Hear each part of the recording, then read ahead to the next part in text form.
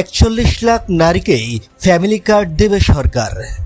সমাজ কল্যাণ প্রতিমন্ত্রী ফারজানা শারমিন ফুতুল বলেছেন, আগামী অর্থ বছরে সমাজ কল্যাণ মন্ত্রণালয়ের উদ্যোগে দেশের 41 লাখ নারীকে ফ্যামিলি কার্ড প্রদান করা হবে।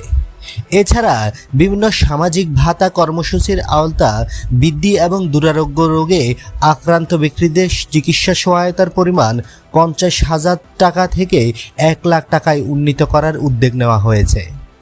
শুক্রবার দুপুরে নাটোরের বাগারীপাড়া উপজেলা পরিষদ মিলনায়তনের আয়োজিত এক অনুষ্ঠানে প্রধান অতিথির বক্তব্যে তিনি এসব কথা বলেন। প্রতিমন্ত্রী ফারজানা শারমিন ফুতুল বলেন, সাধারণ মানুষের জীবনমান উন্নয়ন, সামাজিক নিরাপত্তা, কর্মসূচির সম্প্রসারণ এবং শিক্ষা ও মানব সম্পদ উন্নয়নে সরকার ধারাবাহিকভাবে কাজ করে যাচ্ছে। প্রধানমন্ত্রী তারেক রহমানের নেতৃত্বে জনকল্যাণমূলক বিভিন্ন কর্মসূচি বাস্তবায়নের মাধ্যমে মানুষের জীবনমান উন্নয়নের উদ্যোগ নেওয়া হয়েছে। অনুষ্ঠানে হতদরিদ্র পরিবারের মাঝে সাবমার্সিবল পাম্প, কৃষকদের মাঝে স্প্রে মেশিন, ক্ষুদ্র নৃগোষ্ঠীর সদস্যদের কর্মসহায়ক উপকরণ ও শিক্ষাবৃত্তি এবং বিভিন্ন শিক্ষা প্রতিষ্ঠানের শিক্ষার্থীদের জন্য ক্রীড়া সামগ্রী বিতরণ করা হয়।